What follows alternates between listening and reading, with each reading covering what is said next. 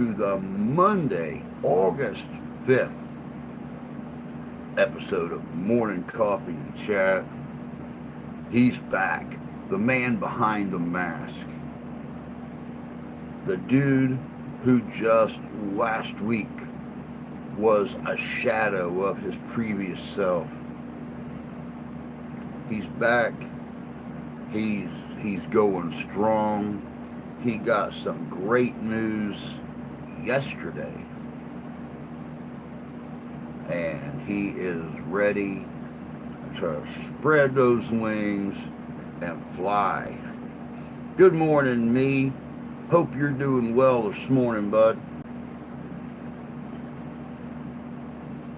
What the hell is wrong with these things? Why are they fogging up? They should not be fogging up. That's always nice. Put a thumbprint right in the middle of the lens, you big bucket. Dirt.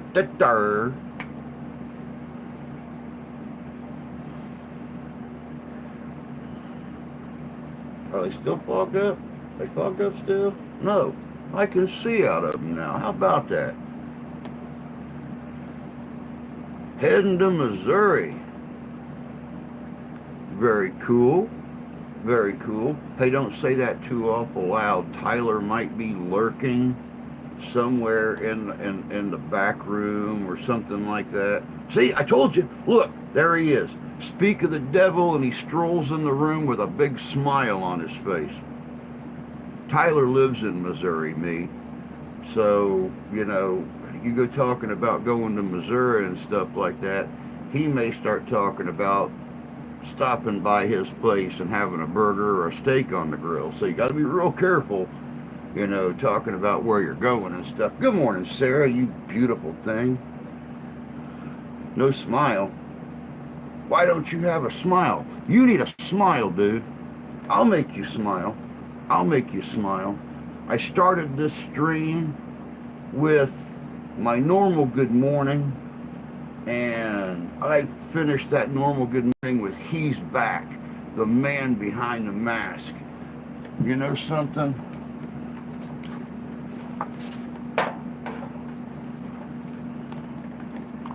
You know he's retarded because he can't get the mask off that damn...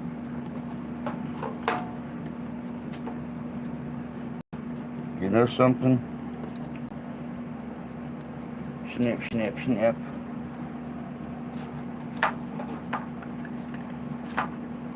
Come on, you bastard.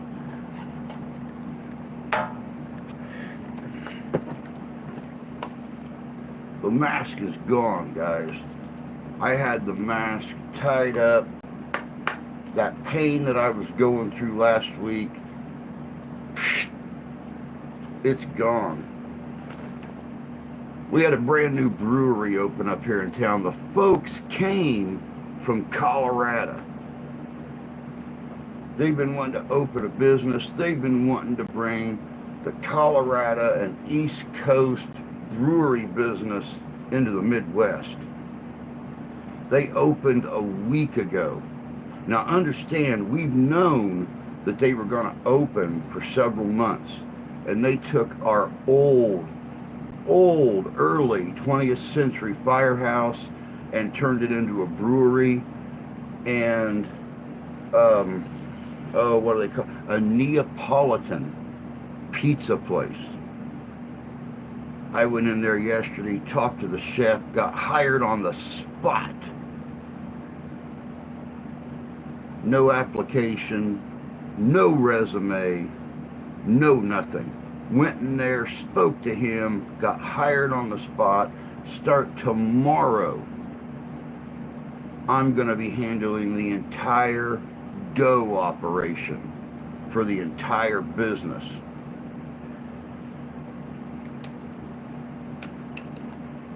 And we're getting ready to start a lunch shift in there. Normally it opens at 3, stays open till 11. But I'm going to go in there and I'm going to handle it all myself. Minimum 6 hours a day, minimum 6 days a week.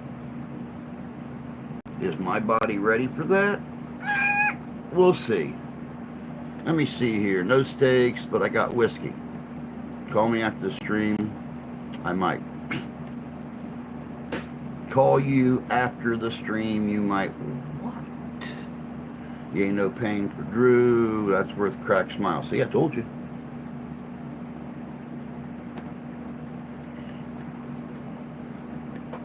What's the new job? Sorry, you was in the basement. I'd rather you're in the basement than in the closet. Come out of the closet, Sarah. Come out of the closet.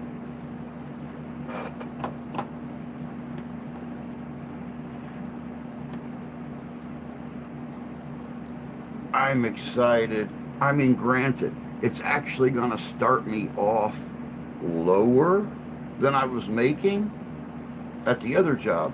But it's like he said, he was impressed with just the way we talked yesterday for the half hour or so. So, though my first day or two might be at a lower pay rate, he said that probably since they follow his opinion on stuff, because the way he looks at it, the way they look at it, front of house is theirs, back of house is his.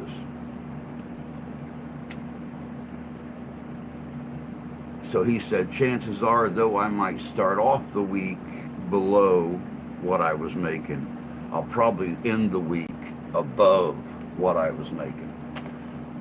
I'm going to be handling the entire dough operation for the entire business, Sarah. I'll be going in there at 9 a.m. in the morning, probably 6 days a week, and doing all the dough for that day and the next. And I go in the next morning, take the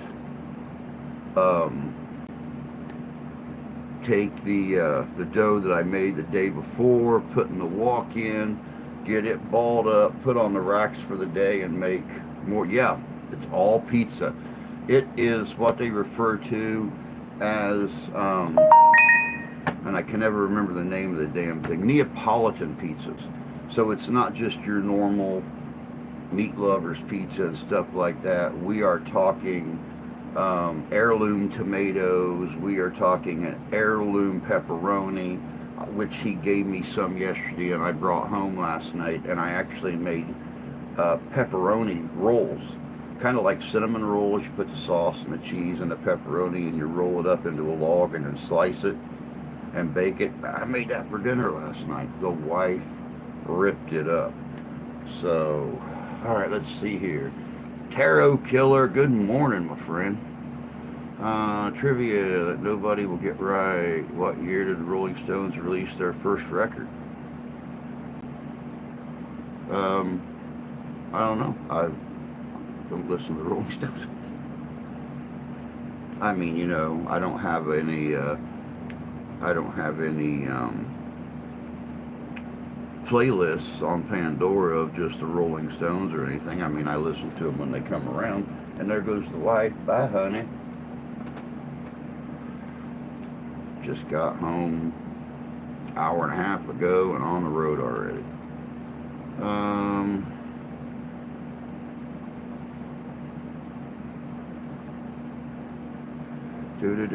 Hey, it's a start. Could give you more hours. Well, see, yeah, they refer to what I'm working now as part-time.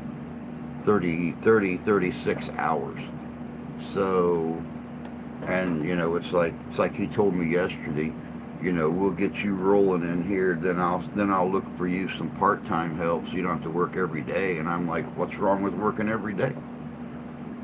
You know, just 2 weeks ago, I was working a job that I was scheduled for a maximum 12 hours a week, and they expected you to support a family on that. So, yeah, I'll gladly take 30 or 36 hours a week as part-time.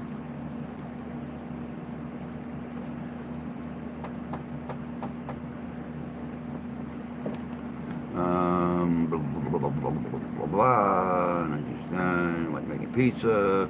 You like that? I have no clue either. I just guessed.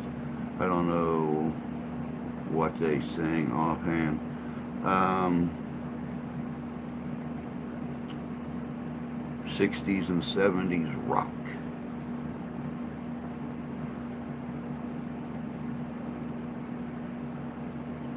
Good morning, Freedom. Thank you. I appreciate that. 1930, Rolling Stones, none of them were even alive in the 1930s. They're all younger than my dad. He was born in 41.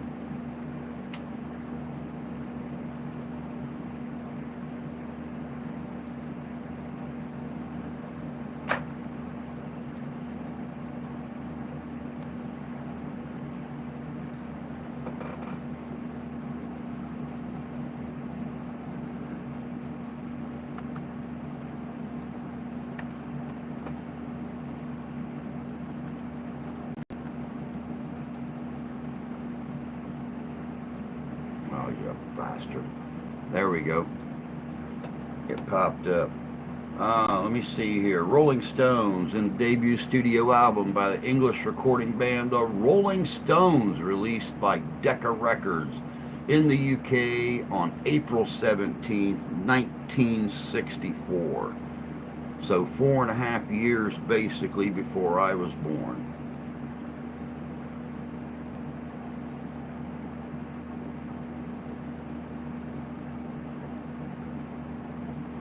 I can prove it easily. It's well documented. It was 1930. You can win a bar bet.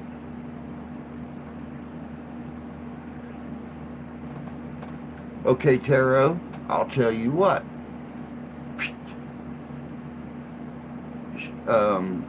Throw up the proof, my friend, because even the Rolling Stones website says April 1964.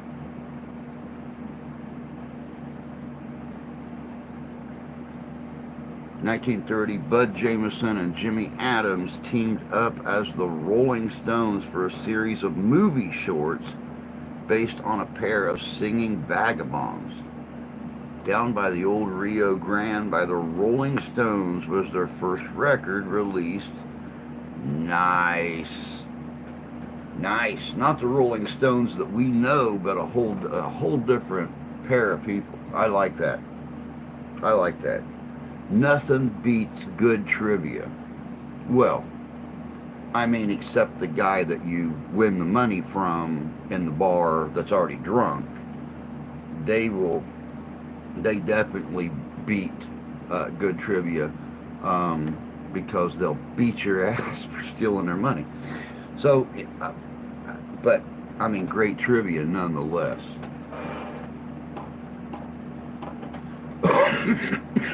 I like that. Down by the Old Rio Grande by Bud Jameson and Jimmy Adams. I like that. And you know we're all about that historic trivia, whether it's music or movies or history or the parahistory or uh, I wish I could put the effects up on a live stream. You know, UFO history, little, Sasquatch history, whatever the kid. That's cheap AI, by the way. That's cheap AI, and I don't have any. Let me see here. Do I have anything? That'll work. That'll work. This'll work. This'll work. This cheap AI UFO history.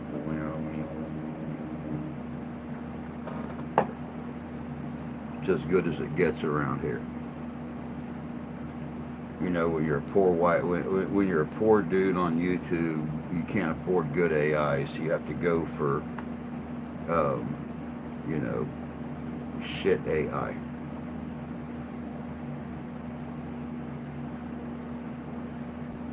Remember, Bud Jameson was the lawyer in Discord in the Court, starring the Three Stooges. Definitely. Okay.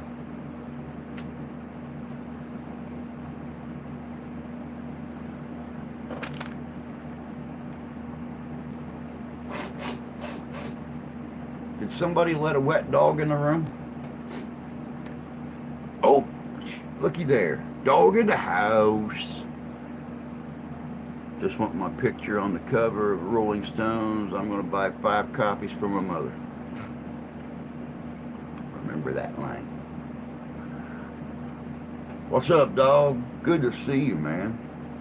Hope you're doing all right, Mr. Tyler. But yeah, I will give you a call, Ty.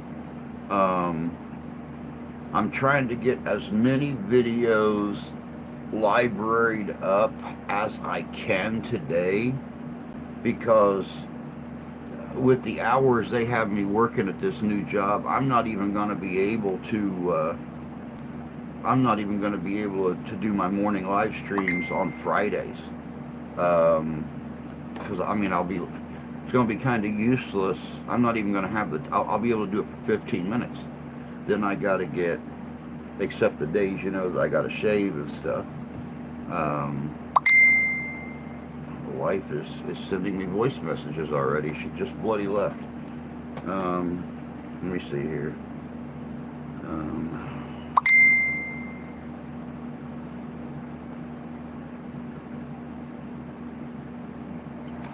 Can you please go outside and get my muffins, table, and chair? It's supposed to storm, and I don't want anything to happen to them, please. I'll let you know when I'm on my way home. She can wake back up because she has to get the garlic peeled. So, I'll let you know.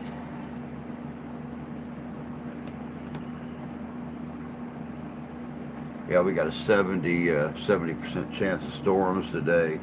And the stepson was over here yesterday working on the deck a little bit and brought the grandbaby over. And we took her little drawing table and one of her chairs outside so she could be out there amongst the screw guns and the Sawzall and everything. And they left him out there last night, so we got a 70% chance of rain, possibly storms. So of course, Nano wants her goodies brought in so nothing happens to them. So somebody remind me before the end of the stream to not be a handicap, forgetful old man, and bring the baby stuff in, because by the end of the live stream I'm going to forget to bring the baby stuff in. So if my leg didn't get wet, I'd forget how to pee once in a while. I'm going to say here, got a video conference with Doc, another 180 pounds of that, 10:40 a.m., then therapy at 12:30. Wow. Damn, dude. I feel sorry for you. As active as you are doing the auctions and everything else, being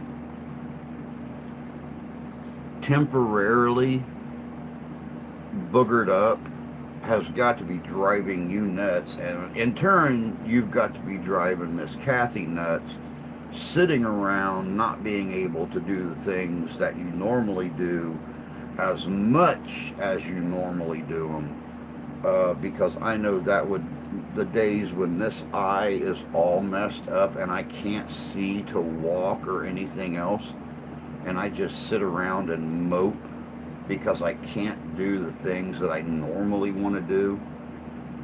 Steph is just about ready to take an iron skillet and put me out of my misery. Put me out of her misery, I should say. It's not my, it's a shared kind of thing, I guess. When you're married and you share everything, including your dissatisfaction and your misery. Or that's what I was taught anyway. That's what my dad's done after 57 years, is just, shared all that misery, especially since he retired. It's fine. I'm not worried about it. You've been busy last week, and now great news, so I understand. We have a spirit in the house. It's her birthday, I think.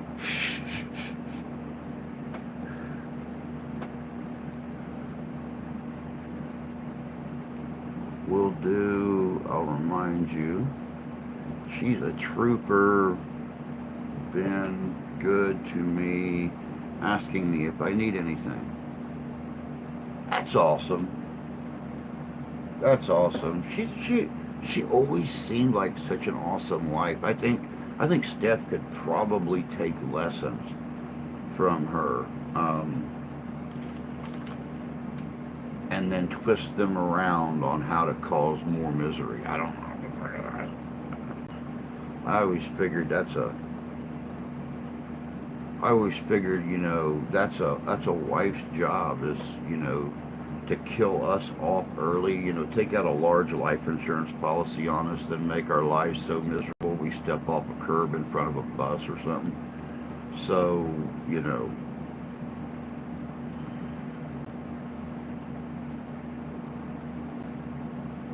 we'll do, I'll remind you. Thanks, Bubba. Spirit is our cat. She's a year. Oh, oh. We have, trying to think, um, next week. Next week is Harriet's birthday. She'll be a year old. That is Mama Kitty to, the most recent litter. Um, Ralphie's birthday's already passed. Georgie's birthday's already passed. So Ralphie turned 6 this year. Georgie turned 3 this year.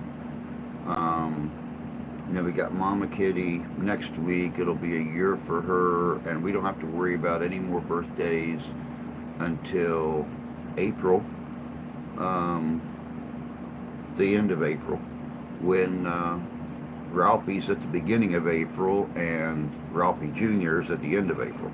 So, just like me and my sons, I'm October 8th, my sons are October 22nd. So, hey, works for me. 41 years of marriage, or yes, ma'am. Dad always told me, you'll never figure them out, you'll never understand them. Your best bet for survival is have a great hobby. Something that takes you out of the house on a regular basis.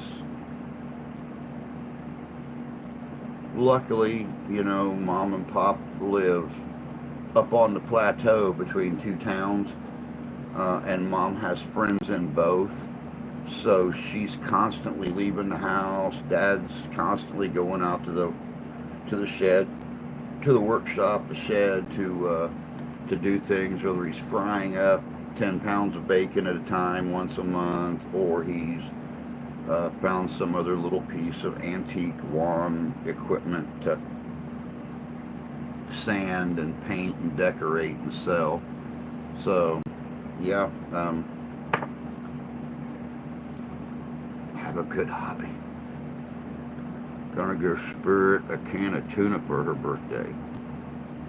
That won't work with our group, because they either get 9 Lives seafood mix or a can of tuna or a bag of tuna every night at 9 o'clock.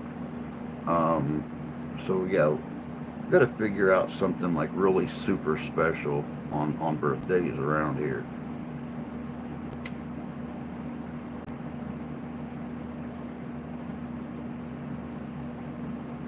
Man, I'm so excited to start working again.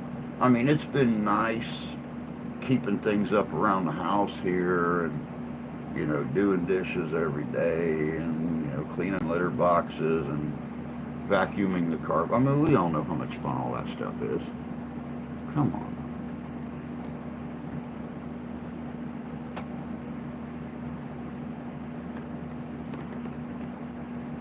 I can't wait to get the frick out of this house again before I driving me nuts around here. I want to go back to work.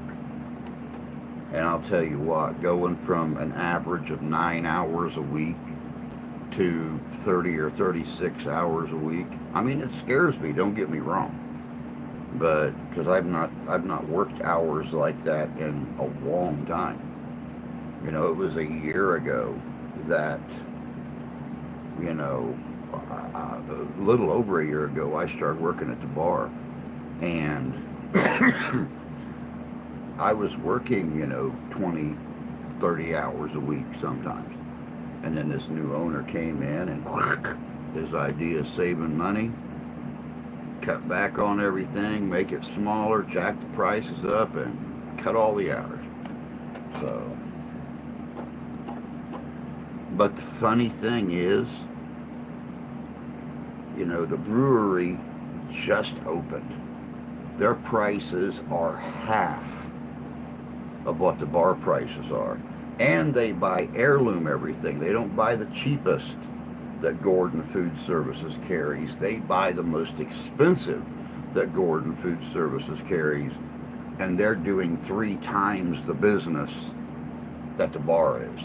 I walked in that place 2 minutes after opening on Thursday, and the bar was full and the dining tables were filling up.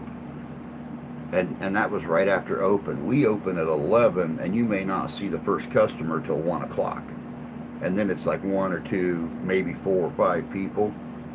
In there, it was like 8 at the bar, and by the time I got done talking to the boss and came out or left, there was still 8 at the bar and like 8 in the dining room, and there were still people coming in.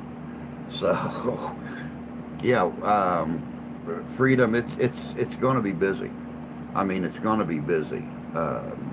They do an average of 60 pizzas a night. 60 pizzas a night.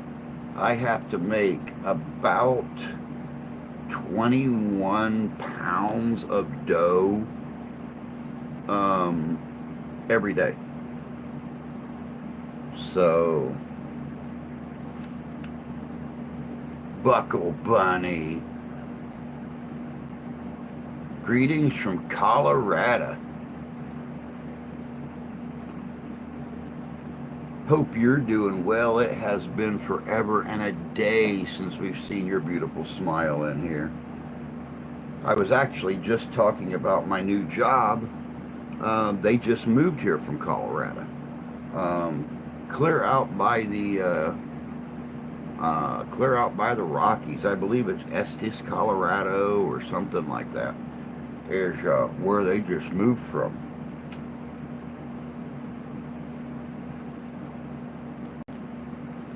Brought their brewery here and decided to open up a Neapolitan pizza place with their brewery.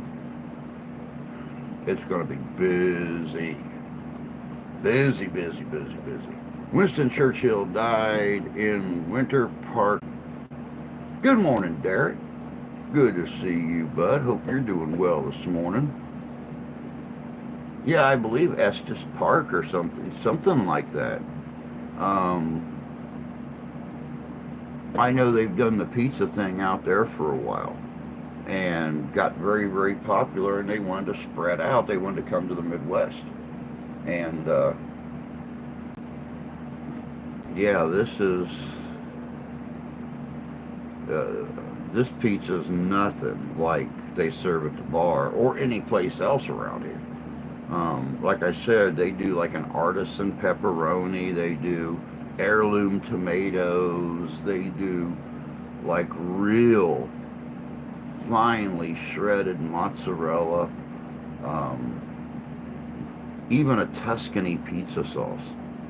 None of this cheap mashed tomato crap that a lot of pizza places do. They do like, I mean, top of the line custom, yeah, nice natural ingredients.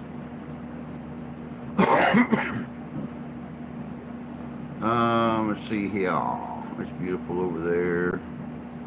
A best-selling U.S. author died in Florida, 1947, was pushed into obscurity by his English namesake. The author was Winston Churchill.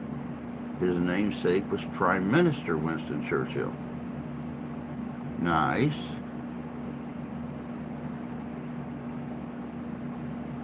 Let's see here. I'm better since after the move.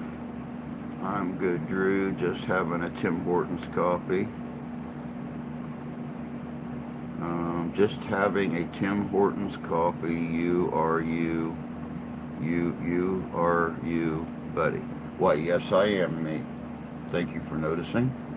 I'm just a little bit more energetic and a little happier, than I was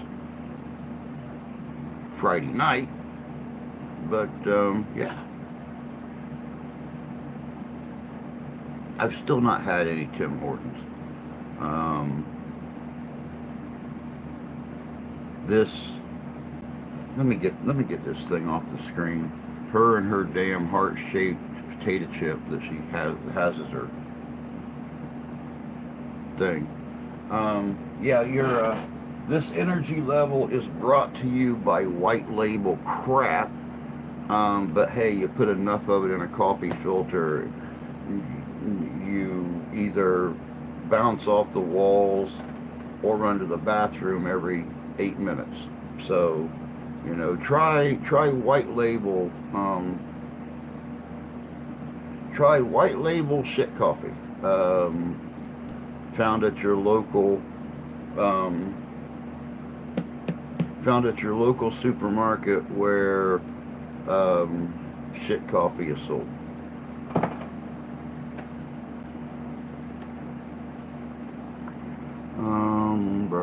Burger. Still not had Tim Hortons. I gotta try Tim Hortons coffee. Somebody told me they were gonna send me a bag of Tim Hortons coffee, and I don't remember who it was, but I never got it. So if you sent it, I'm sorry. I'm sure the mailman really, really enjoyed it. If you didn't send it, shame on you for telling me you were gonna send it and then not, you bag of dicks. All right, let me see here. Hey Midwest, how you been? Well, definitely is my sister-in-law lives there. I meant to ask, how are you? You should try Narrow Way Homestead sells fresh roasted coffee. I've never even heard of that one. Then again, I hadn't heard of Black Rifle Coffee, until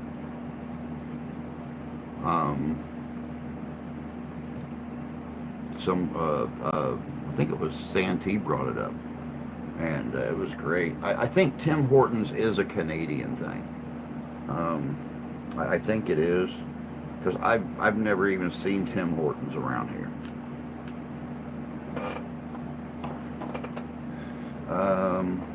But Derek, I'm good, bud. I'm doing great now. I sure as hell wasn't the other day.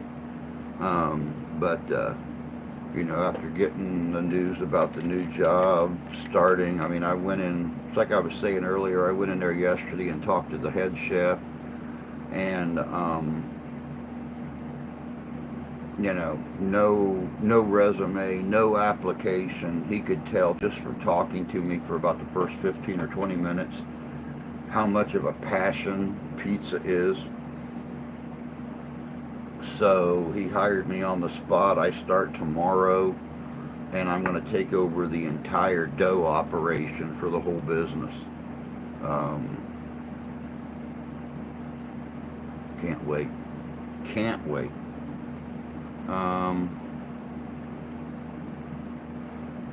Last bar I worked at, Babe's Blue Room, had a modest pizza business. Babe would heat up a frozen Red Baron pizza for you while you drank your fourth bite. Well, that's a quick way of doing it. There are another tube creators sell coffee and beard oils. They started in Canada. Derek, I have been doing good, busy moving further into Missouri and working to build cabin museum for Calamity Jane. Very cool. That sounds awesome. Drew, I will send you a bag or 10 of Tim Hortons coffee plus snacks and sweets we have here. You guys do not have in the States. Dude, that would be awesome. I mean, I understand that things are not really different in Canada than they are here. And, I've said many, many times, I love receiving gifts from other countries, drinks, food, snacks, things like that, just to try them out. And, I got that stuff, I got that Vegemite from Australia last year. And though the wife and daughter don't like it at all, every once in a great blue moon, when I'm in the fridge, I'll twist the lid off, run my finger around it, wipe it on my tongue, put the lid back on, walk away. It don't bother me. So I'm still waiting on my koala bear to arrive. Hopefully it didn't sit in customs so long that it got out of the box and ate somebody, but I don't know. We'll see. But yeah, that'd be awesome, Derek. I appreciate it, man. Buck Bunny, Tim Hortons is Canadian. I'm Canadian. So's everybody good. I mean, come on. Dan Aykroyd's Canadian. Deadpool's Canadian.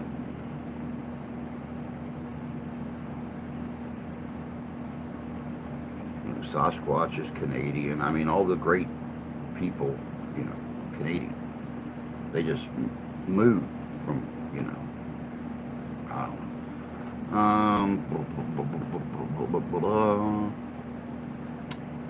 I'm up early watching the Olympics.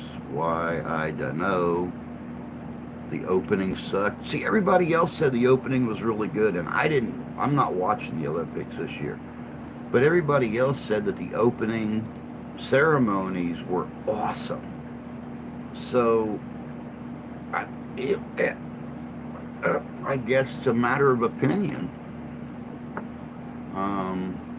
The food and drinks are totally different, a lot healthier in most other countries. Yeah, yep. Which is which, please excuse me, anybody out there who loves cookies and snacks as much as I do, but that's why America leads the world in. Gee, how can I say this and be politically correct? That's why America leads the world in weight-based health issues.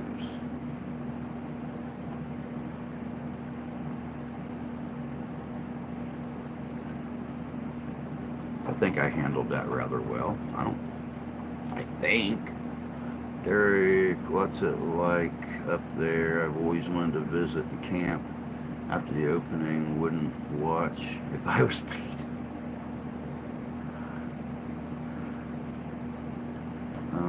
I will even send you Crown Royal, Drew. I need to check the law on that.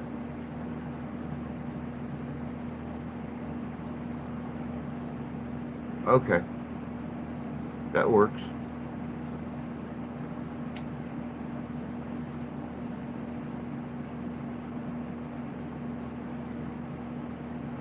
I mean, the one nice thing about it, Derek, when you come down to visit, our stores carry Crown Royal here. So,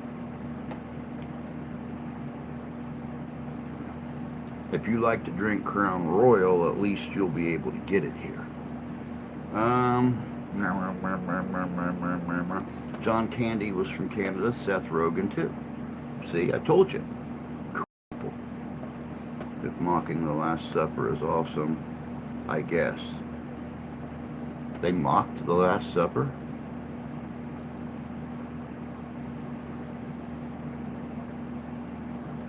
Were they, I mean,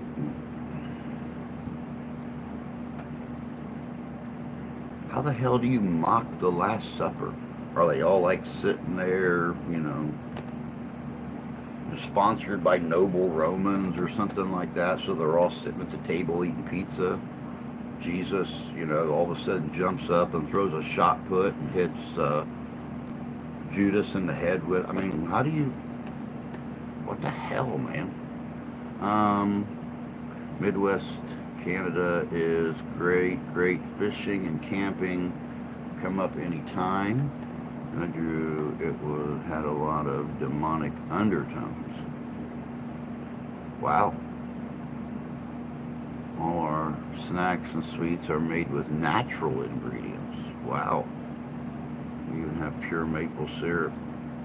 Now see, we have pure maple syrup here.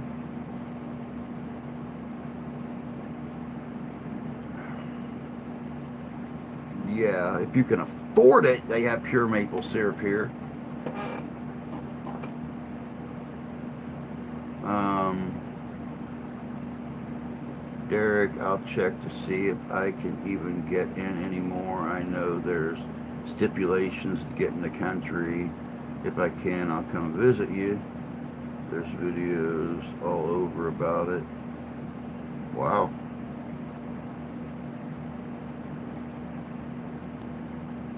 Yeah, I've not seen anything about the openings. I just heard that, they were very interesting. So I wish they made our stuff like that. Oh, yeah, definitely. I do too. I do too. I wish they did too. It'd be so cool to and see America, and I'll never understand why, but America tends to tilt more towards the processed sugar and the fatty foods and stuff. Anything healthy here is so damn expensive that the average family can't afford it. I mean, I remember 3 or 4 years ago when you could go to our store and buy a head of lettuce for 99 cents. Now on average it's $3,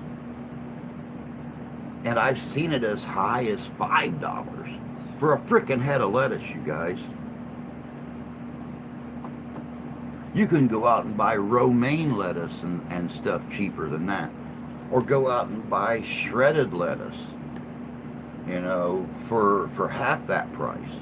Romaine, half that price. But a head of natural lettuce, cut and washed, and then bagged is, almost $5 a bag in places. Or $5 a head.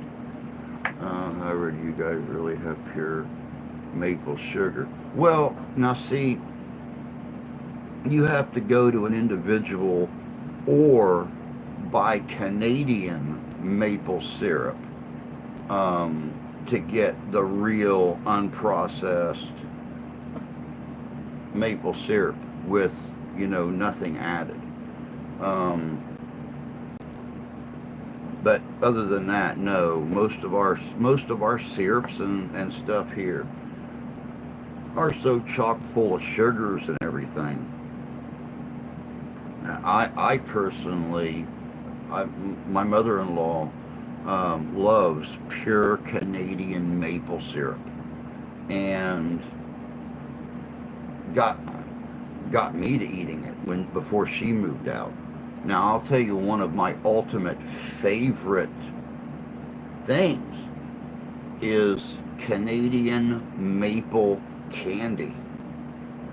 I love maple candy. That's like my favorite frickin' candy in the world. Not the healthiest thing in the world for you, but it's a lot better than the processed candies and stuff you get down here. Yep, and there it goes. The zinging off the wall, and now the happen to run to the pate. So you guys talk real nice amongst yourselves for a second. I have to make a beeline before I leave a pea line. So I'll be right back. I gotta get some new pants, man. These things are getting so thin.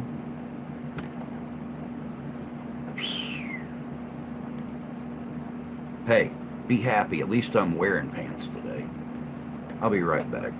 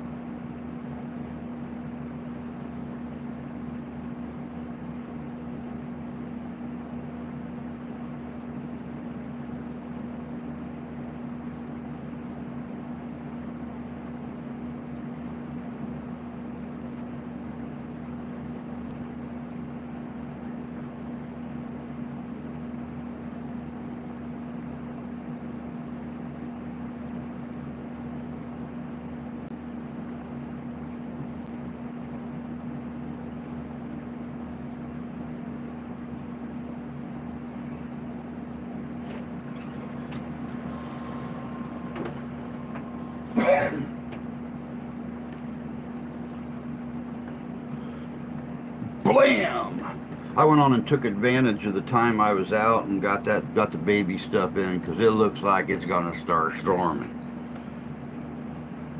My last day at home, I do not need the wife pissed off at me. Whew. All right, let's see here. What we got? Oh crap! You guys have been talking. Look at you. Let me see here.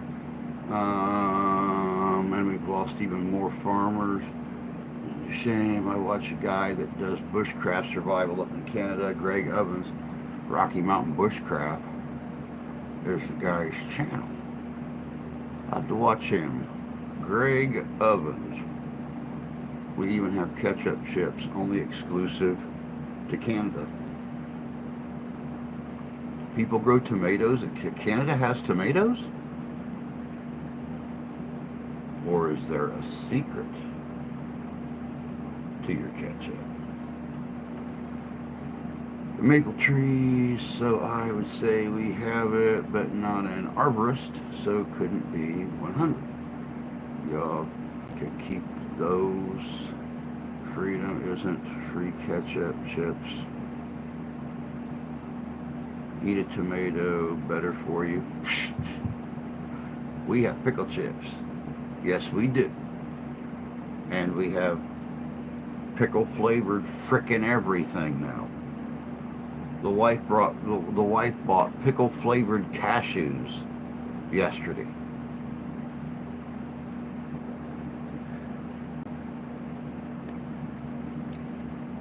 Pickle flavored cashews. I don't know about y'all, but if I got a mouthful of nuts, I don't want it to taste like a pickle. Everybody knows if you got a pickle in your mouth, the nuts are supposed to be on your chin. Anyway, dill pickle chips. Ironically, love pickles, but won't touch those. Derek, you have been fishing lately.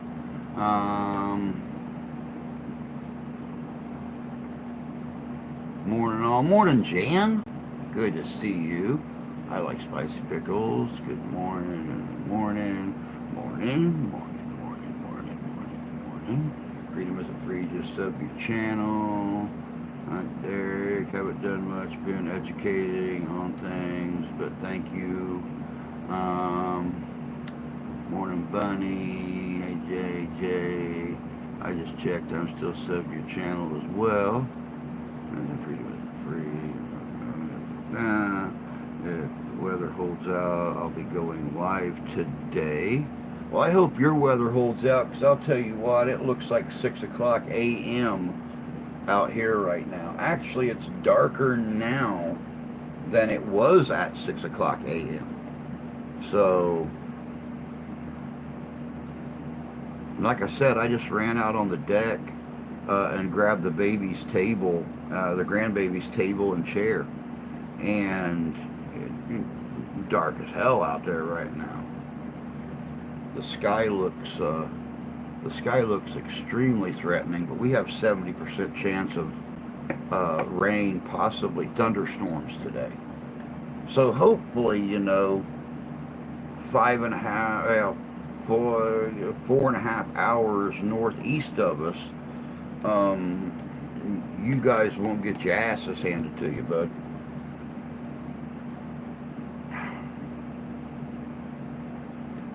Come on, open a space, open a space. I hope Tony's okay. Haven't seen him this morning.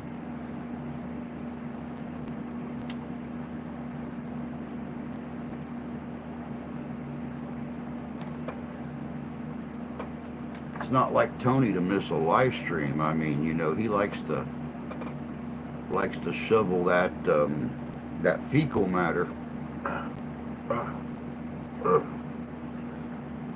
as much as he possibly can. So, everybody's watching. You have this. If the weather holds, I'm doing better. Jan, thank you. How you been? Doctor added third insulin. My sugars are doing better. We have pickled sunflower seeds. We have them here too. Yeah, you go live, bud. I'll try to have you play it in the background or something like that while I'm working on the next video. Like I said, this is gonna be my last day at home for a while, at least 5 or 6 days. So I'm trying to get as much done today as I can, so we don't fall behind in the next couple weeks. Because don't forget, end of August, we're going to be heading towards Tennessee.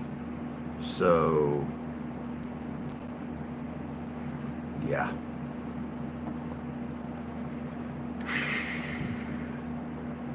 Three, so glad to hear that. I'm good. Starting a new job next Monday. I just found boiled peanuts recently. Interesting, I have to say. That's cool. Thank you. I love pickled onions, pickled eggs, pickled sausage. Never had pickled sausage. I've had pickled eggs, and I've had pickled onions. Never had pickled sausage. Just to let you know, if you have a mouthful of nuts, there probably is pickle not far behind. It's true. Minus eggs, that sounds good. Add pickled peppers.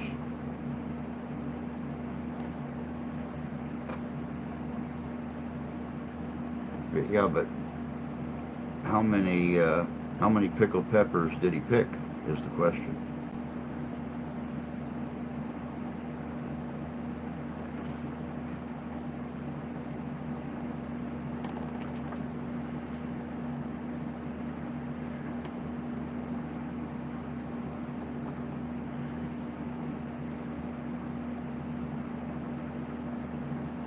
And besides that, it was Peter Piper that picked the pickled peppers.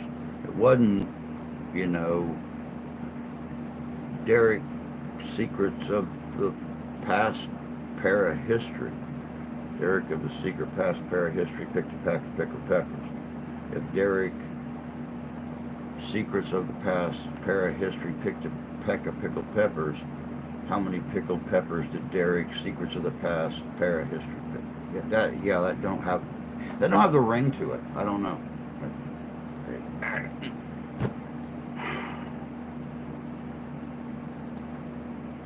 I have tried pickled pig's feet, pickled herring, and head cheese. Yuck.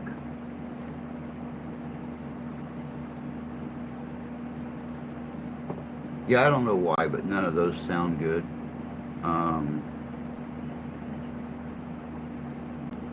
Yeah, none of them sound good. What is the deal with these damn things closing up? What is that breed of flower that closes up every night and opens every morning? That's what these cigars are like. They go out, they close up. You got to sit there and squeeze the end of them to get them to relight.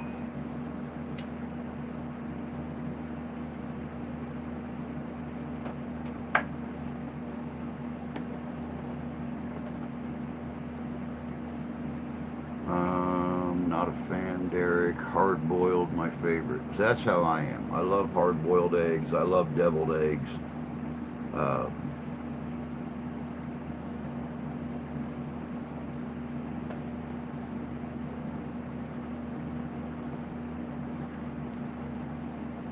Maybe that's the one. Maybe I had it backwards, Freedom. Maybe they open at night and close during the day. But that's what my cigar is doing. It's like every time the fire goes out, they close up. I got to squeeze the end of it to open it back up. Good morning, Santee, you ornery, no good, yellow-bellied, rattlesnake crawling, card cheating, whiskey swilling SOB. God, I missed you. Hope you're doing well, bud. My wife just actually made a comment the other day. How's Santee doing? You guys haven't been chatting on the weekend like you normally, or like you used to do. I said, because now that he's got famous, he's a snob. He don't want to talk to us little people no more. And she just rolled her eyes at me, and went back to her TV show. You know, the Real Housewives of some damn place, whatever.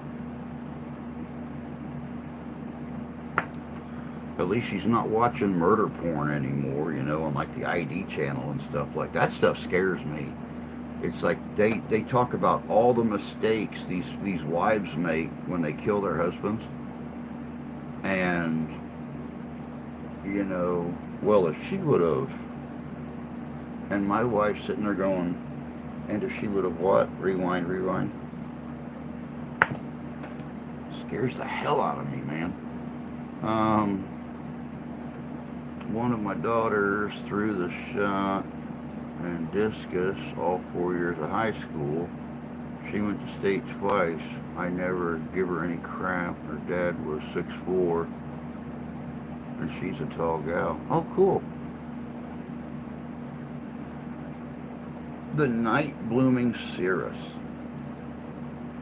If you eat eggs every day, like fried eggs, hard-boiled eggs, it's good for you. In fact, it might make fried egg sandwich later. Oh, cool. Oh, you're only 5 foot? Wow. I wouldn't mess with her either. I usually do Derek with some spicy pickles.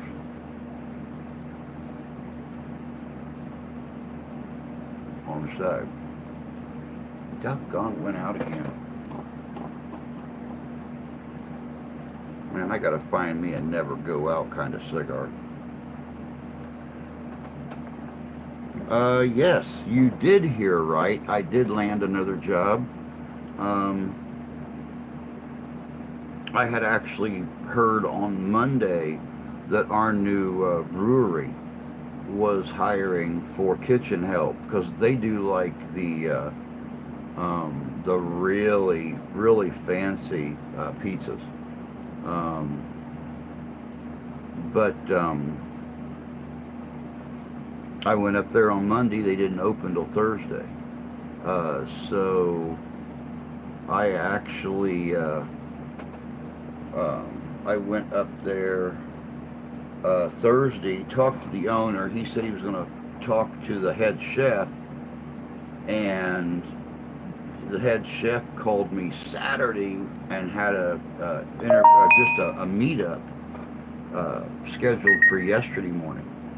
And I walked up there, and after 15-20 minutes of talking, he wants to turn the entire dough operation for the entire business over to me. I actually start tomorrow, and I'll make all of the dough, for which they usually do about 60 pizzas a night. He said a couple days last week he almost ran out of dough. He got into the next day's dough to keep the customer, so, and to get their pizzas made. So it's going to be busy. I mean, it's going to be, right now, just starting off, it's going to be about 6 hours a day, possibly 6 days a week. So, I mean, you could do the math right there. Yeah, he said by the end of the first week, with what I know and how quickly I was picking everything up, talking to him, and everything, he said I was probably going to be top end scale by the end of the first week. So yeah, that's the other reason I'm so energetic this morning, because, you know, not only have I been drinking, you know, shit coffee all day, like extra strong shit coffee, but I'm all excited about, you know, getting into that brewery. They just opened the place up like a week and a half ago. They came from out west Colorado, and they brought their own unique style of brewing beer and everything, and then they brought these and I can never remember the name of the damn oh, what's it called? What's that damn what's that ice cream called that's got 3 flavors in it? The chocolate strawberry and vanilla. Neapolitan. Neapolitan. It's a style pizza. Not Neapolitan as the flavored, but Neapolitan as a high end pizza. You know, white sauce, heirloom tomatoes, a Neapolitan pepperoni and sausage. It's not a cheap anything on these. So, yeah, I can't wait. I can't wait. Um, Thank you for all the congratulations, guys. Um, I'm excited. I can't wait. Um, Making more money than a bar. She's a mom now. My granddaughter just turned 2. My youngest grandchild. I have 5 great grands. Wow. Young. I love pizza. Take my pizza with everything on it, except anchovies. I have black olives on my pizza. When one door closes, and yep, exactly, exactly. And you know, it's like I was saying. You know, uh, when all that stuff happened last week, you know, I was really losing. I was really losing faith, but I was losing more faith in myself than I was anything else, because you know I was hired by the original owner in the front seat of his truck talking about it, you know, because he wanted me and the wife to go up there and completely run that whole operation just a year before that. And when he realized that I was available, he come to pick me up here and hired me before we even got halfway to the bar. And you guys know how close the bar was. Hell, it was a 15-minute walk at a slow pace. So you can imagine in a truck going down the road.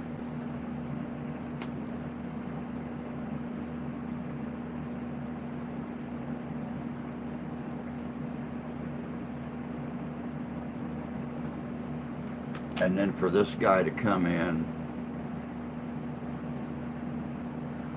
and just completely change everything. He don't. This guy's only a partial owner in the bar, but he doesn't clear anything with the original owners. So, you know, there's let's just say there's meetings going on right now to try to figure out what the hell is going on at the bar, because he's making all these changes but not filling in the original owners. He's just doing things on his own. How far will you have to go for this job? A block farther. A block farther. You've been in downtown Cass, Jan, so you know where the bar's at. If you go right there to the stop sign or to the stoplight where 60 and 62 cross at, half a block north of there is where the brewery's at, and it's a nice brew operation. It is a nice. I was when I walked up there yesterday, they had one of the overhead doors in the front opened up, and it was a awesome smell coming out the overhead doors.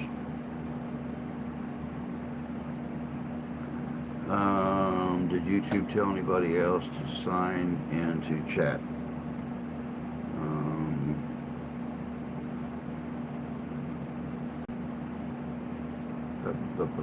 Okay, we're still waiting on a grandchild. They won't last long. No, strange. Very nice. Okay, I know where it's at. I didn't sign in. I might have an opportunity to go in half an abandoned insane asylum. That'd be really cool. That's something I've been wanting to do, is really elevate um, elevate our investigations and try to hit some places like that. But you know, finances Because down here, I mean, you pay arm and a leg to get into a place like an asylum or something like that. Um, but yeah, that's something I'd like to do, and I'm actually thinking of trying to find a way to um, hook up with other investigators and do places like that. And I wouldn't mind. I wouldn't mind going to Canada to do investigations and stuff. I mean, it's a hop, skip, and a jump. It's a short ride.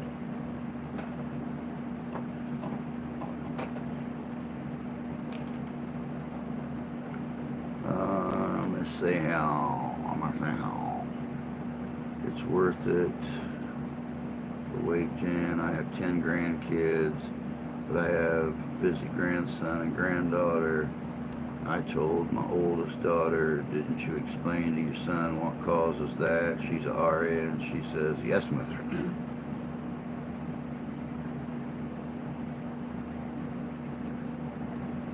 Yeah, but the more you explain it to them, the more entertaining it sounds. So, I mean, come on.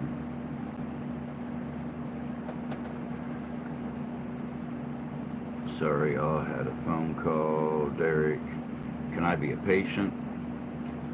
You'd fit in. Crazy dog. There's a lot in Maryland, but never see too many stories from here, sure. Bunny, our daughter just turned 30 in June, and they're still not talking about kids. A lot of people tell me I'm nuts.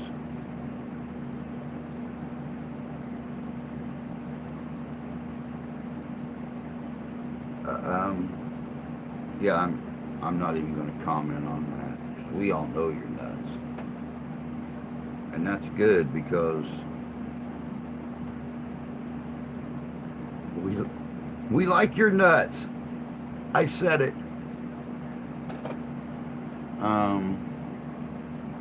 Drew, anytime, buddy, you have an open invitation.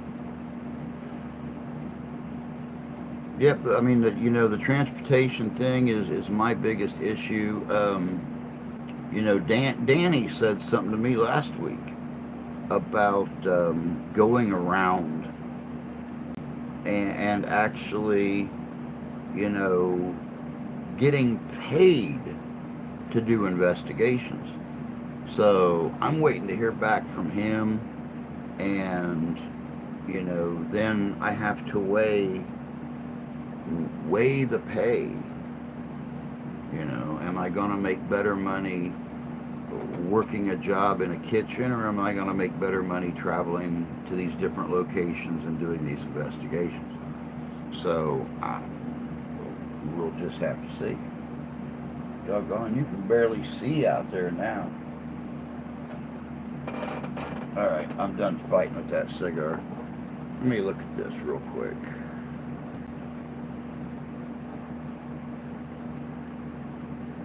What does our local Doppler say?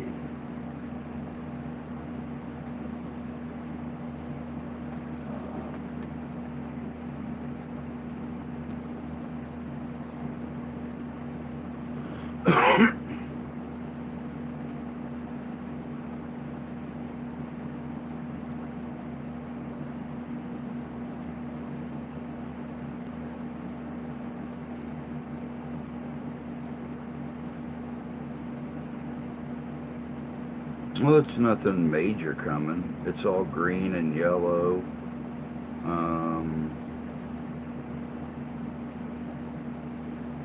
It looks like the orange and red is all south of us right now.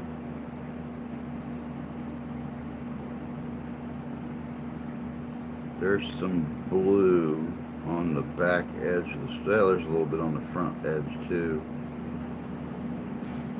We have a lot of yellow, red, and orange to the north of us, about 25 or 30 miles. So, yeah, not too awful bad. It's going to hit us any time now. So if we get interrupted, guys, before the end of the storm, or before the end of the stream, I will do what I can to get us back on. But we all know what leading edges of storms can be like with high wind and stuff like that. Um,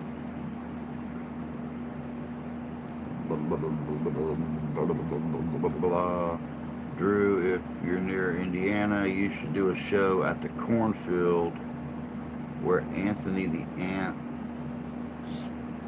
Spilotro was buried alive. He was a Chicago Mafia enforcer. The movie Casino is based on him. I would have to check in to find out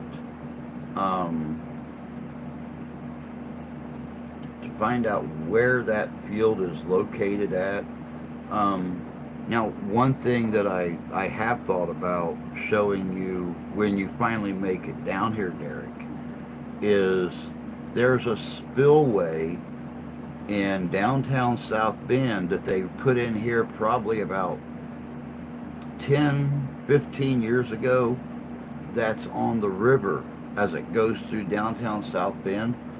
And it was always a very rocky area, so as the river flowed through the city at a rapid rate, it would hit these huge rocks and just swirl. And stories circulated, probably because of a couple bodies being found there, that when a lot of your negotiators out of Chicago would come down into Indiana, into South Bend, they would, let's just say, handle things there at the spillway, because much like a large reservoir, on a spillway there's a constant down pressure, and any bodies that just happen to fall in at that spillway would be pushed to the bottom and, become crunch and munch for 100-pound catfish, because all they do is lay down at the bottom of that spillway and eat all the crap that comes through. So that was something that when you did finally make it down here, I was going to take you to go see. Was that that little area that is still part of the river. And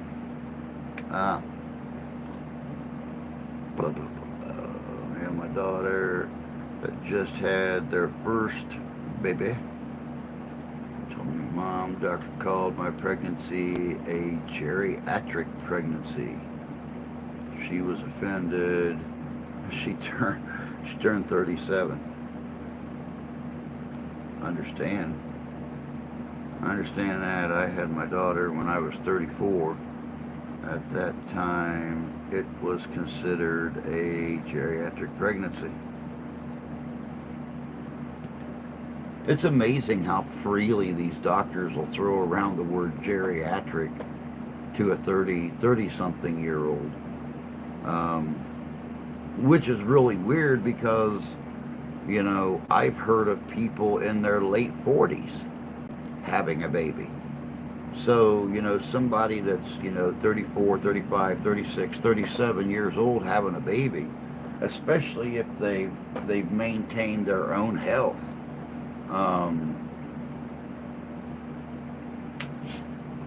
Yeah.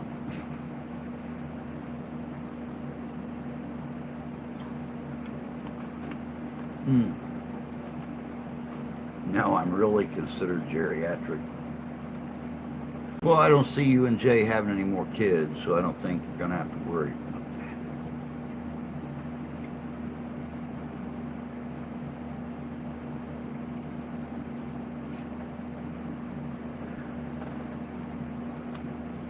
I don't see Santa dropping off any little gifts in your chimney anytime soon. So, let's see here. Morning, Squatch. Hope you're doing good this morning there, buddy. It does seem early, man. I was just saying a little bit ago, it's darker now than it was at 6 o'clock this morning. With this storm coming in from the west, it's yeah,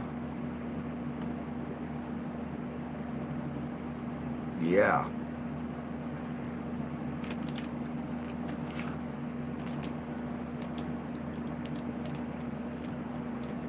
Besides paranormal, supernatural history, true crime, unsolved mystery, and murders, I love anything that has to do with the mafia in New York, Chicago, Detroit, New Orleans, to name a few.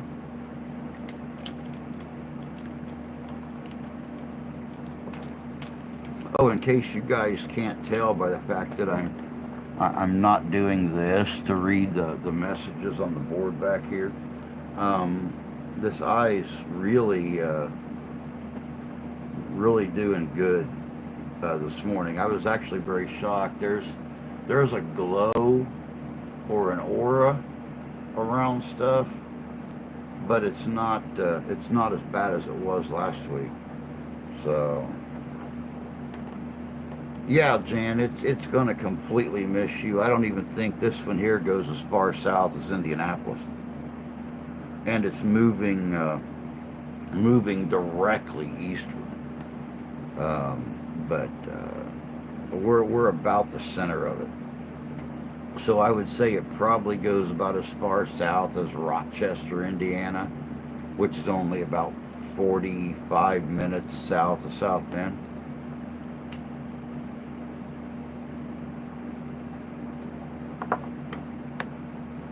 Um, blah, blah, blah, blah, blah, blah, blah, blah, blah, blah. I turned 60 in March. Did you really? I would have never guessed that.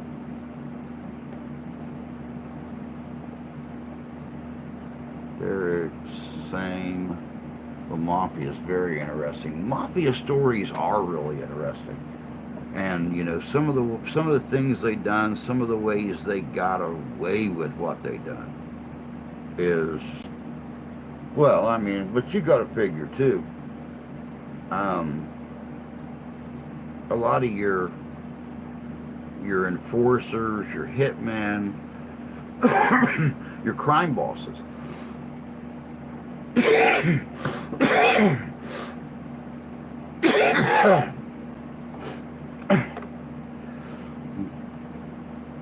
Do I have an inhaler in here anywhere? Nope.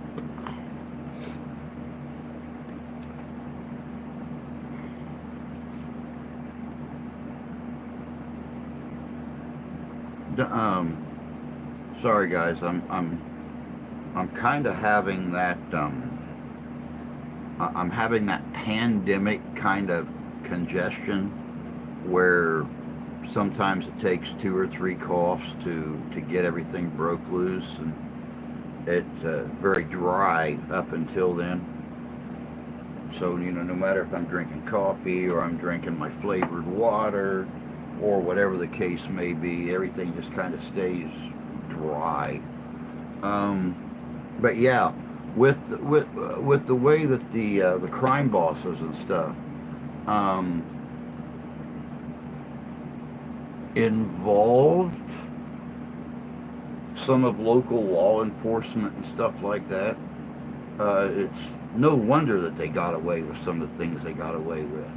It's amazing how you know,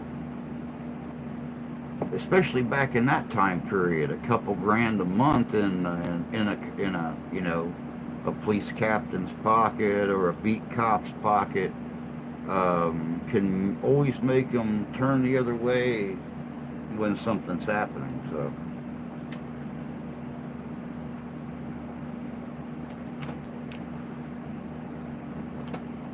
let me see here. I just turned 64 in March. The mafia actually started in New Orleans. Good morning, Tony. I was just talking about you a few minutes ago. Don't worry, it was all good.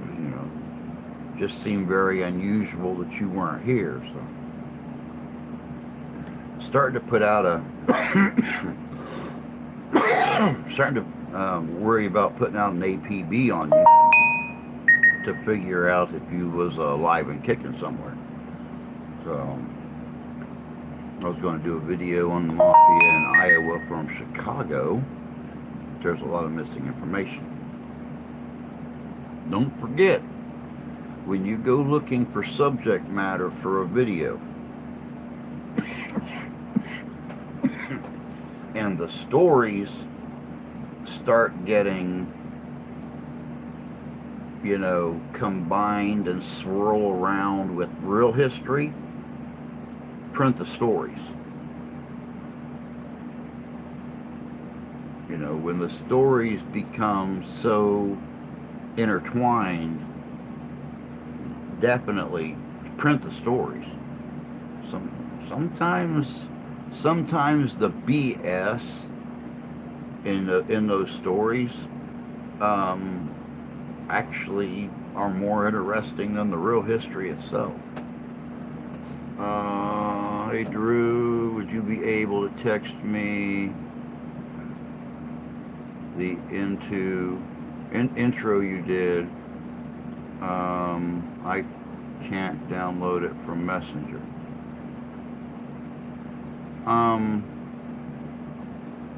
I can try to. That's weird that you can't download it from Messenger. Maybe it's just too long. Yeah, but yeah, I will, I hope. Yeah, I think I can. Let me see here real quick, because I've already erased it off this phone.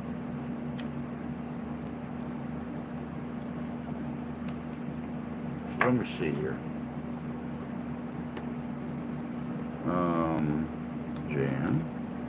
Jan. Go back up here. Wiggle.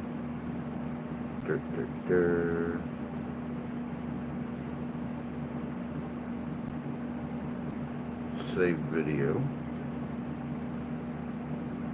So we'll go back in here. We will. That was weird.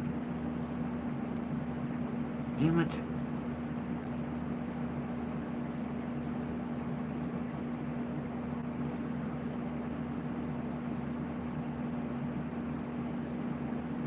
Okay, so we'll go back in here.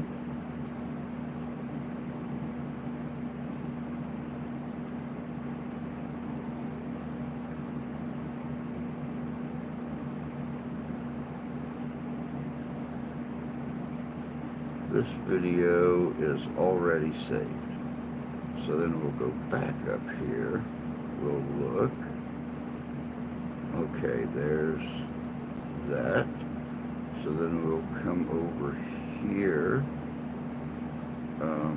somewhere and come back down here, and we'll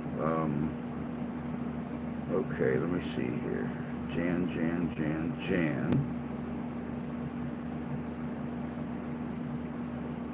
And then there's that. And then there's that. And there's that.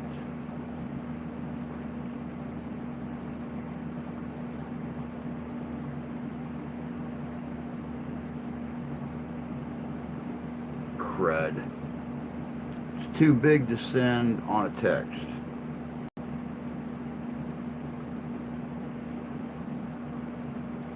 So I'm going to have to figure that one out. Go figure.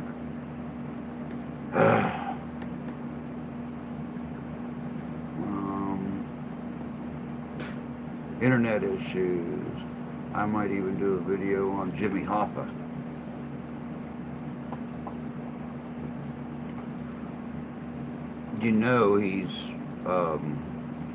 He's probably catfish poop up there in the river.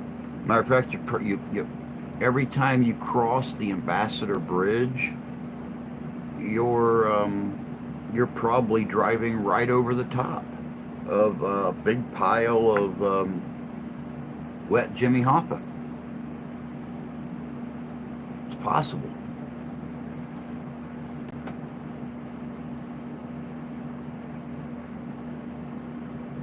The video was about Charles Cherry, knows Gino. He was part of Al Capone's outfit and Des Moines. IA Mafia leader Lewis, cockeyed Fraudo. And amazing, some of these nicknames these guys have. My oldest daughter is the 24th. Very cool. Buddy, that's awesome. Derek, good luck on Jimmy Hoffa. Lots and lots of conspiracy theories on that one. Yeah. Yeah.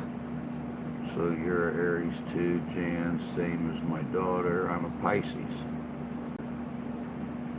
Yeah, I'll definitely talk to Ashley about it. I mean, yeah, you guys know I'm a technotard. So when it comes to problem solving on any kind of a device, you're better off going to find some 13-year-old or 14-year-old that plays games all the time to figure these problems out, because you're not going to get any kind of resolution out of this brain. Midwest, thank you. However, I have 99.9 feeling he is in the Detroit River. I was trying to log in at the start, but crashed. Oh, wow. Well, at least you're here now, Tony. I mean, that's what's important. You actually made it in. It's also funny. Yes, I'm an Aries. Personality reflects it too. Amen to that. And crazy ass Aries, man. Frickin' Aries scared the hell out of me.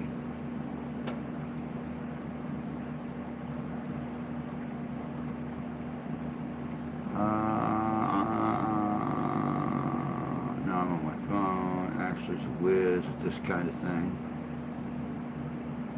Yep.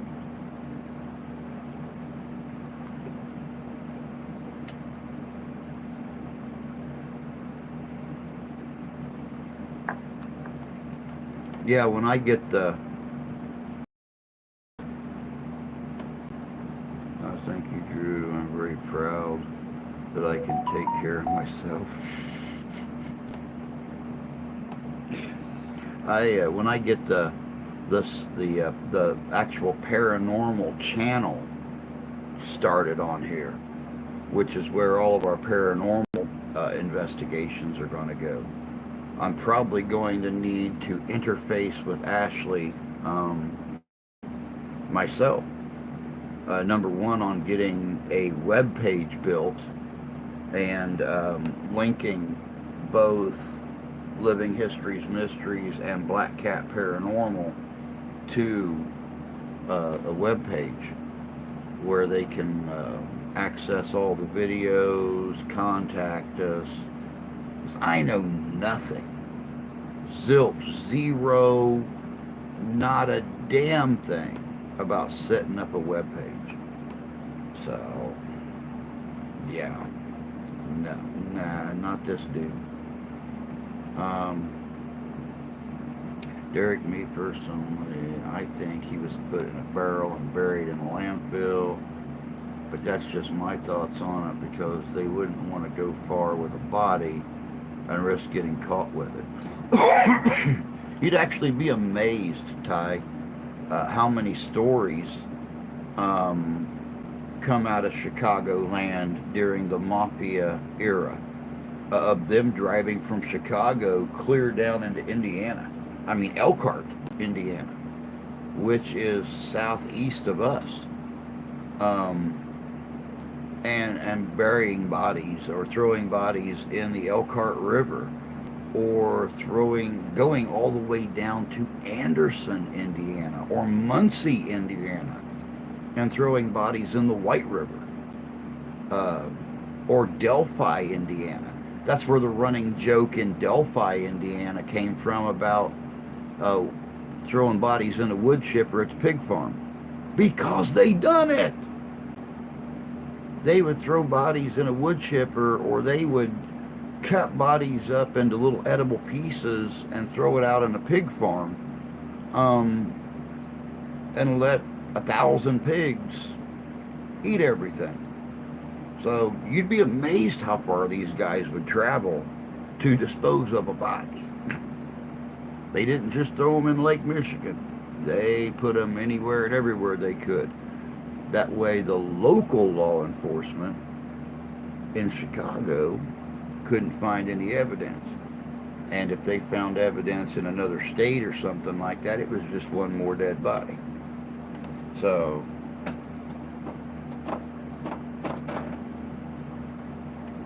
help for all the cops knew it was a disgruntled wife that axed her husband up. I mean, I can't type on a keyboard, let alone this phone. Okay, Drew, just let me know if she can do TeamViewer and get it done for you. Cool, I would really, really appreciate that. Michael Fran says he's in a barrel sleeping. The fish. Don't kill the messenger. I was listening to a former mafia, Michael Francis. He thought, similar to my theory, I'm a mile from a hog farm. Oh yeah, there's a big one. A big one down there in Delphi, Indiana. If you guys look online here, you'll find all kinds of stuff on the Delphi murders. But just south of Delphi, Indiana, where those murders took place, there's a huge pig farm. Several farmers went in together, and they got this huge, that way you've not got stinky farm, not stinky farm, not stinky farm, stinky farm, stinky farm, not stinky farm. These guys all went together and bought this great big place. They branded their hogs. I mean, I don't understand how you see a brand through, 3 inches of pig poop, but they did it. And it's been going for years and years and years, decades. So,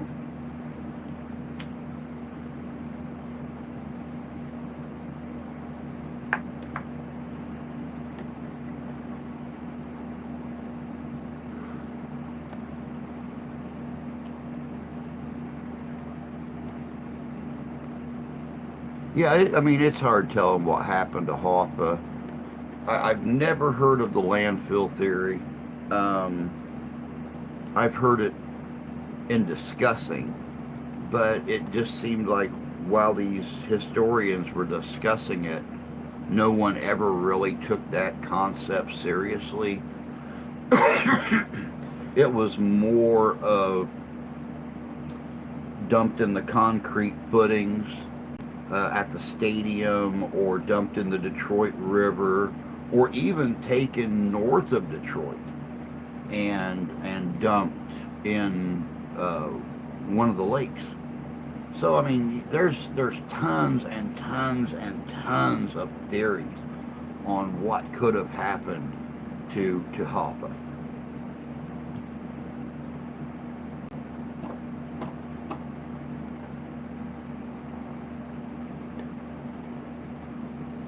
Now that I think about it, it's still not too late to start even more theories. It's, we need,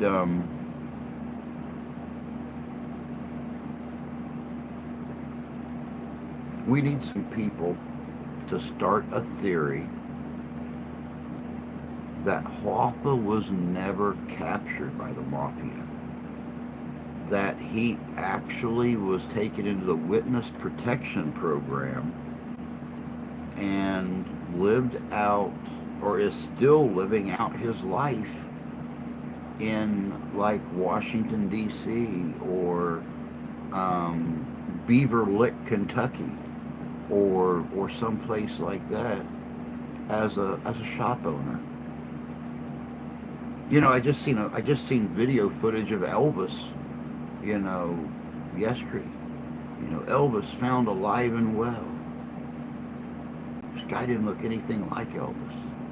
This guy looked like Jan's husband, but, probably a foot taller. Um, but yeah, they said Elvis was alive and well, and he was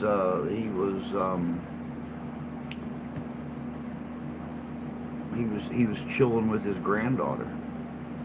So, if Elvis can still be alive, Jimmy Hoffa can be alive. I mean, after all, Elvis was a narc, for drug enforcement agency and stuff. So he was probably taken into, protective custody too. Had a name change, possibly a facelift, and you know, the only way the only way anybody knew it was Elvis was when they just happened to stroll down the sidewalk and he's out there watering his flowers and shaking that pelvis out there. Oh, I love my poses. Love my poses, man. But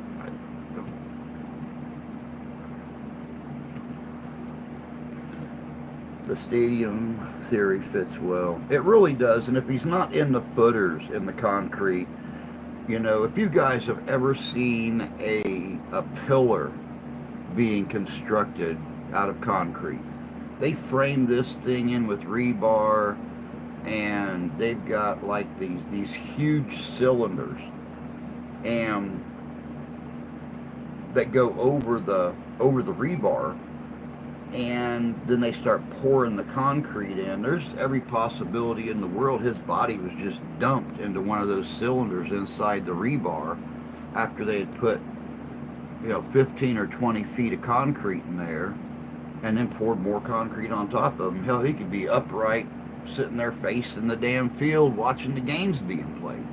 You just never can tell. Des Moines River was used as a weapon dropping river 11 years ago. They dragged the bottom, found guns, knives, brass knuckles from mafia times, even saw 4 murders. It's funny what people want to believe. Oh my God, tell me about it. It's hilarious when people get their little gears turning and stuff like that. What kind of theories and stuff they can come up with. Marilyn Monroe is sunbathing in Cuba. You never know. Michael Franchise was a capo in a crime family in New York. He said Hoffa was in a deep, wet place when his dad died a few years ago at 100. He was underboss for the Colombo family. I did research on Hoffa in high school.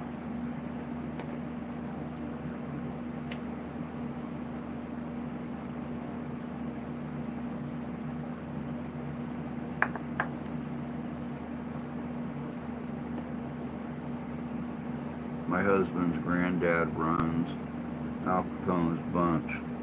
Left his family and former life, relocated, remarried, started another family. Go out of the mob.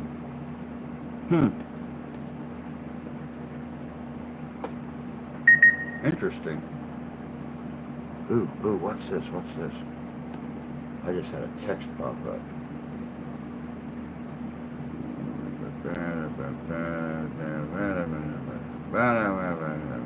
What the hell? Yeah, junk. Storm, already know. 70% chance scattered thunderstorms. Yep, no. Know about that, know about that, know about that, don't know about that, don't care about that. Okay. Yeah, he lived in the Windy City before. I was convinced on the stadium theory back then. Capone had a beer factory in Des Moines.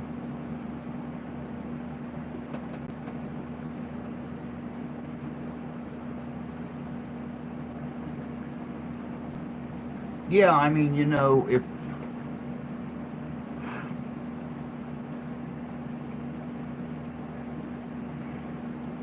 the theories on the mafia hits and stuff that came out of Chicago, I mean, when Elliot Ness or when the FBI started really coming down on some of these mob bosses and stuff, they would get the hell out of Chicago. And I mean, it's a well-known fact that it's been confirmed that Capone or one of his guys would own like 5 different properties here in Michigan. And there are like 7 or 8 more that have never been confirmed because these were, second string, third string, fifth string guys in his operation that own these properties. There's a place 30 miles, 40 miles southeast of here where it's all private land now. It's owned by a farmer, but it's all overgrown. Grass is like waist high. But there are, I think it's down by White Pigeon. Um, it's all foundations, and there's an old pond with what I like to refer to as an observation platform. And what it was is it's a pond, a big pond, and then right at water level, the wall only goes up about yay high above the water, maybe a foot, 14 inches, and it was all iron grated in with rebar. But I mean, it's got 4 inch by 4 inch squares in this rebar, and it's like 20 foot across. It's two 10 by 10 um, rebar windows, and a huge room. And then there are places concreted in where you can go down underground and go out to a concrete platform right on the water's edge. And then there's concrete foundations for a couple of buildings. There's a bunker that they had put in out here. There's still a large iron door on that bunker. But supposedly that was owned by one of Capone's men. And he used to keep alligators in that pond. And they would take people out there that they wanted to off and throw them in the pond, and people would watch and place bets on whether or not the person would get out of the pond before the gators got them. So, yeah, just all kinds of stories like that. All kinds of stories. There's a reason they call Des Moines Little Chicago, not just because Des Moines is a straight shot to Chicago. You guys know that it's funny. 1957, Appalachian Mafia, meeting of all the mafia families in the U.S. Funny thing is picturing all these mafia bosses and underbosses running through the woods in suits. Mob's big thing was making a statement as opposed to being discreet.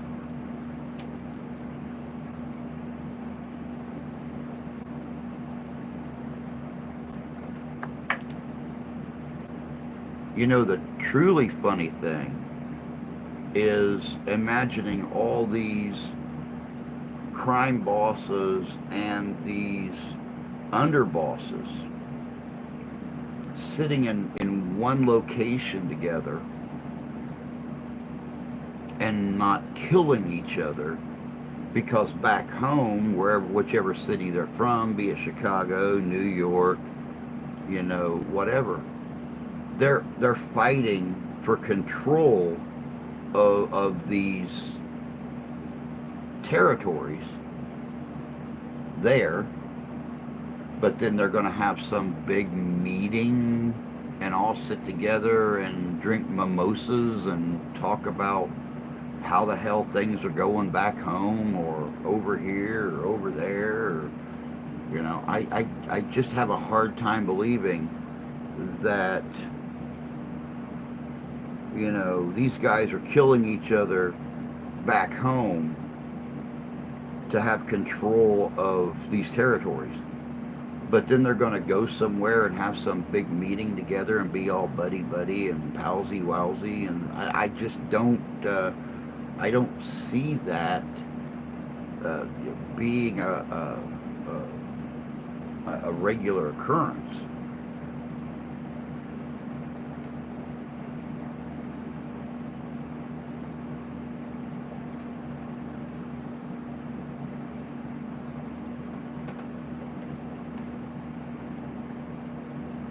I think it's funny the mob funded the U.S. military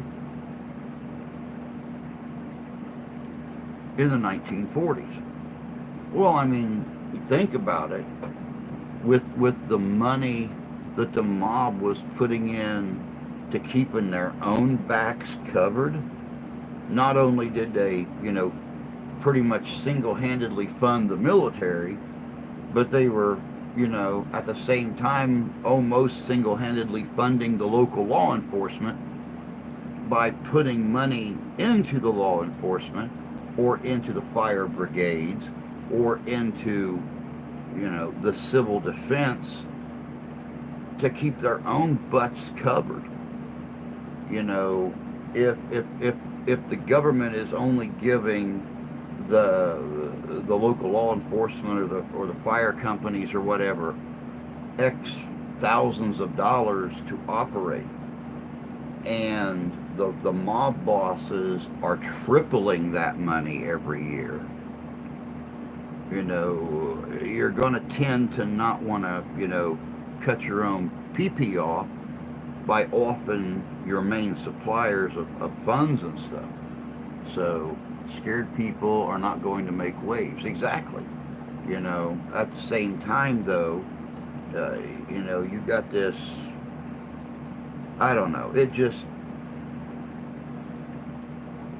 Drew, look up 1957 Mafia meeting in Appalachian, New York. It's because of a New York State trooper that crashed their meeting. I'll look into that.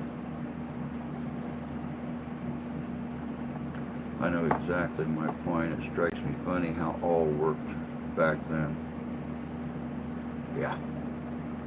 Mobsters can be patriotic. Oh, yes, they can.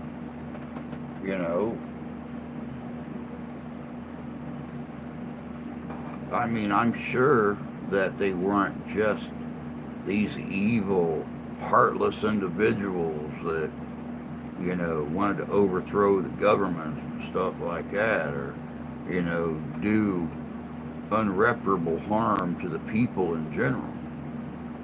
They wanted to have a life. They wanted to have rights. They wanted to run their businesses, their operations. And they're not just gonna, off random people just because, there were incidences where regular people may have gotten hurt during an operation. But I never heard of them just going around randomly shooting up a neighborhood,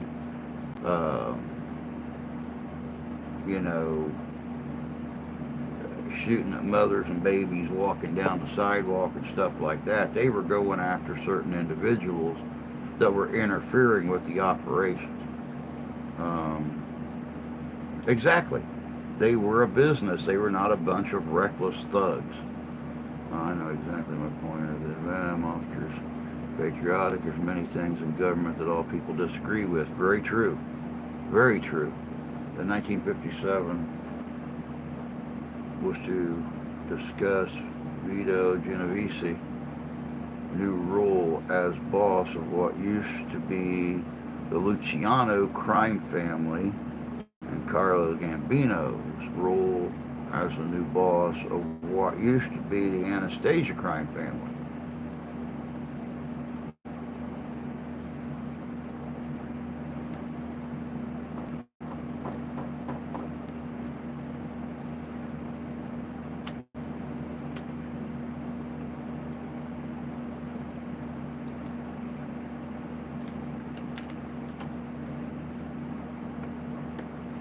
You know, every time I think of underworld individuals sitting down and having a meeting together, I think about that scene out of Batman when the Joker, you know, it comes in and does his little magic trick, you know, makes that pencil disappear. Of course, he slams that dude's face down on it and puts it inside his head, but still, ta-da! I don't see the meetings being like that. You know, I'm sure there was some hostility. I'm sure there was a little anger, but yeah. Good morning, Bud Files. Good to see you. Glad you could join us. I mean, we only got, what, about 6 minutes left, but, you know, at least you can come here and hang out a little bit. Ain't nothing wrong with that.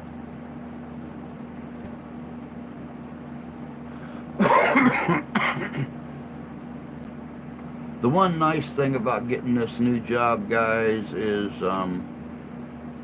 we are chefs. And this'll be the second job I've had in my life where I have worked under and will be taught by an actual classical trained chef. So that means I got to invest in some more chef's coats. I actually got a new job. I actually got a new job, Tony, after all that nasty stuff happened last week. I went Monday. I was told this new brewery in town that they just opened the place up. They moved here from Chicago, brought their own styling of brewed beer and stuff with them. Their own styling of authentic West Coast and Italian pizza and everything. Went there Monday, found out they weren't open till Thursday. Was there right at open. Met with the chef yesterday, and after 15 or 20 minutes, he's going to let me take over his entire dough operation. So I'm going to make probably 22, 23 pounds of dough every single day because they go through about 60 pizzas a night. So, and they're discussing starting to open for lunch now, not just dinner. So it's not just going to be, 60 pizzas Thursday through Sunday. It's going to be 60 pizzas Monday through Sunday, and probably, 30 pizzas during lunch. So, oh yeah, definitely. Hand mixing, balling it up, separating, no more pizza press, none of that stuff. No more pre-made doughs. It's going to be all hand kneading the dough. It's going to be everything. So, yeah, definitely more of the pizza thing that I'm used to. And like I said, it's not just the regular pizzas like you get everywhere. Some of these are the white sauce pizzas, the artisan tomatoes, and artisan pepperonis and meats, and it's going to be, oh yeah, it's a lot of work.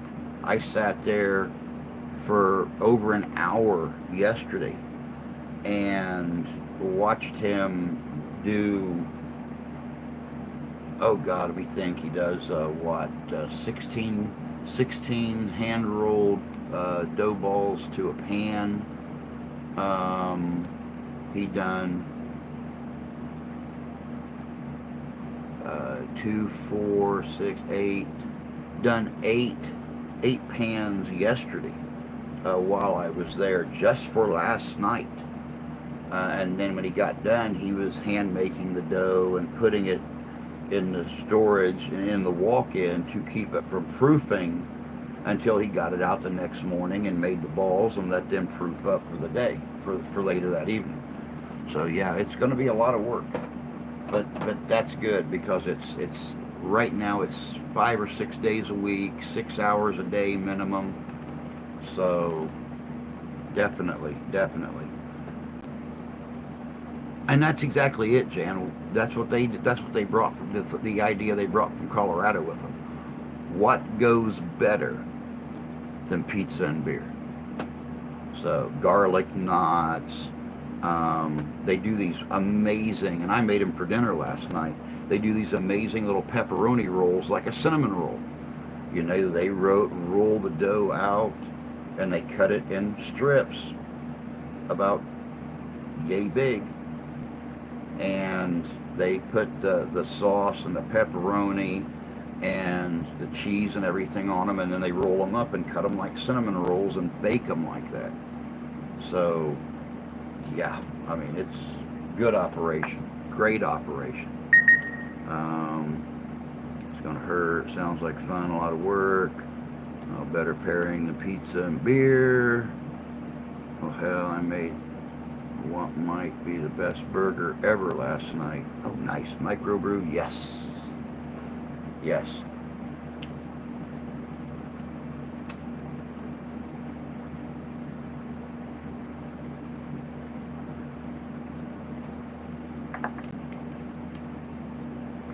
Yeah, it's going to be really cool. It's going to be nice to get back to work. I start tomorrow. Sadly enough, I think I'm going to have to try to figure out the live stream thing, because I won't even have time to live stream Friday morning. I literally have to leave the house at 8:30 to be at work on Friday morning. And if we start opening Mondays, Tuesdays, and Wednesdays, then that's going to eliminate our morning live streams altogether, because I'm going to be working. So I'm going to have to figure out how to restructure the channel where we can still get live streams in through the week. So 3rd pound patty, mushroom, onion, bacon, roasted in oven for 60 minutes. That sounds good, Tony. That sounds really good.